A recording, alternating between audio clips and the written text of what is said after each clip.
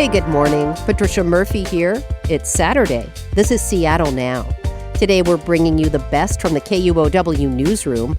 First, while the U.S. and Iran are attempting to negotiate an end to the U.S.-led war, the Iranian men's national soccer team is scheduled to travel to Seattle next week for the World Cup.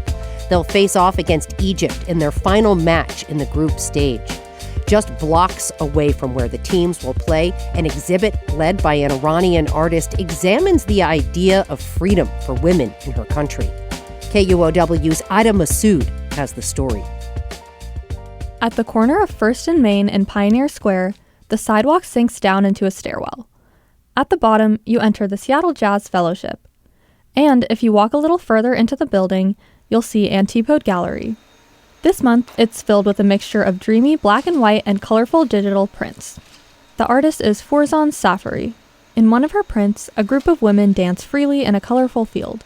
Safari points out, there's something on the women's ankles. For some people, when they come out of the jail, but they control them with this. I don't know what this is in English. She's describing an ankle bracelet, like when someone is on house arrest. Each dancing woman has one. They're actually not really free. Safari's exhibit is called Imagined Freedom. Her prints depict women doing everyday things: swimming, expressing their sexuality, riding a boat, normal stuff. A lot of it is not possible for women in Iran because of laws that restrict their daily lives. Safari was born in Isfahan, Iran. She moved to LA in 2013 to pursue a degree in painting. She missed her hometown, the architecture, the culture. Her memories continued to inspire her work. After I moved to United States, I was just imagining how Iran could be if there was no 1979 revolution. So how women could be.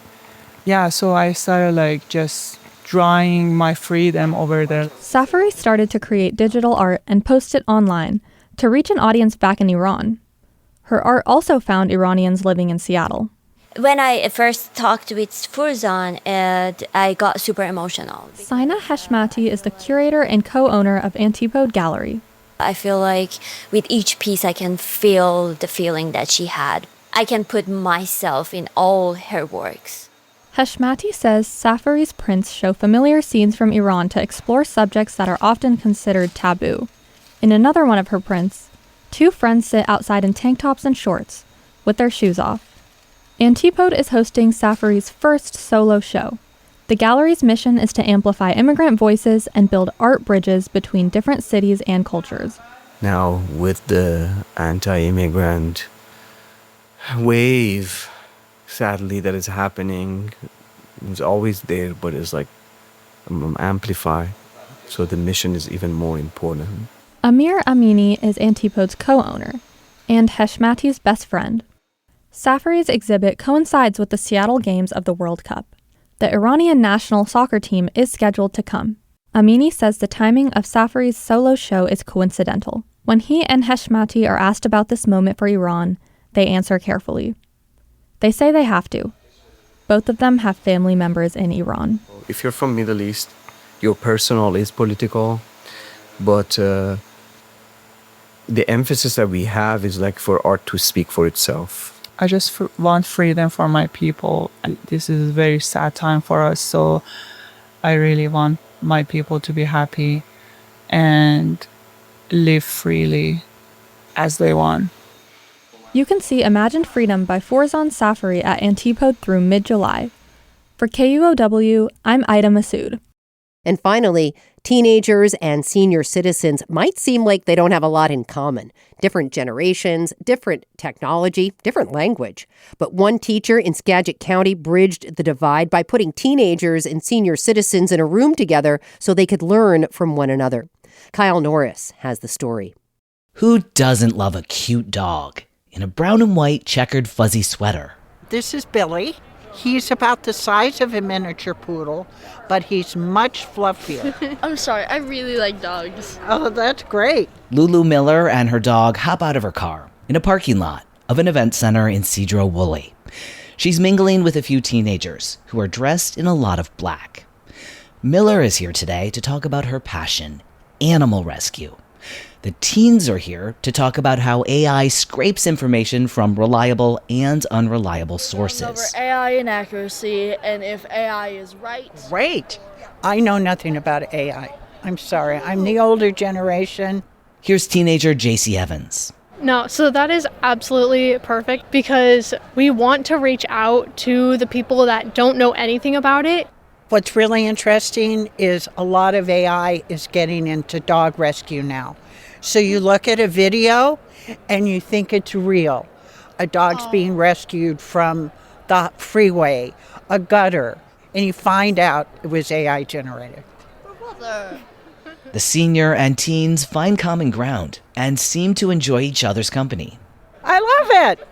And if young people can teach me something, I'm all for it. The event hall is set up like a science fair with booths.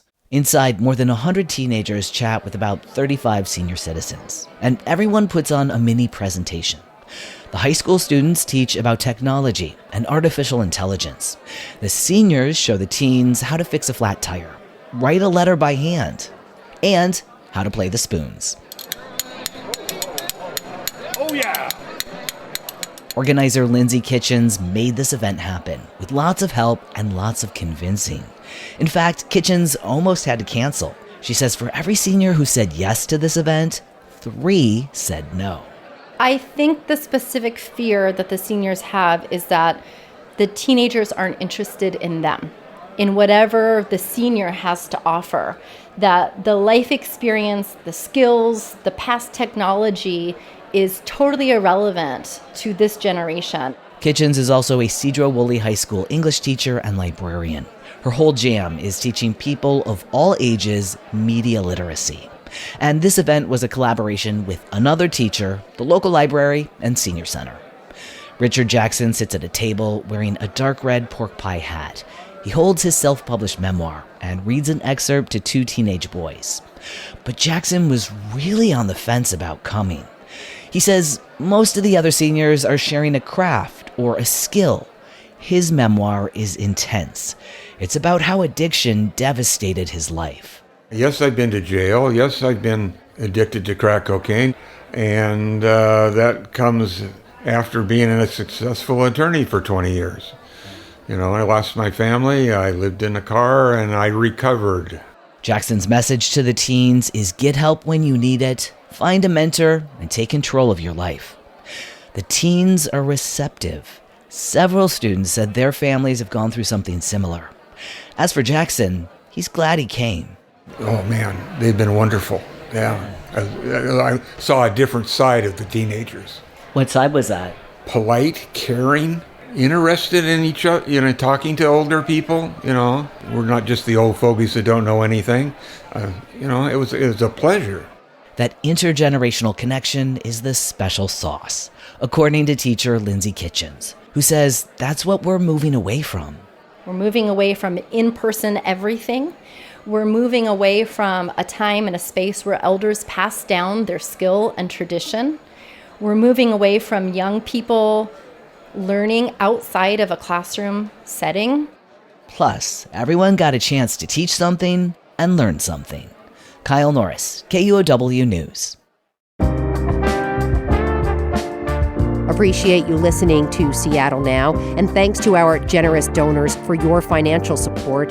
Hey, it's the weekend. Take a minute, rate and review the show. Maybe share it with a friend.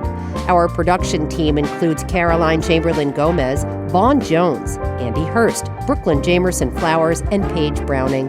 Greg Kramer does our theme music. Seattle Now and KUOW Public Radio are members of the NPR network. I'm Patricia Murphy. See you soon.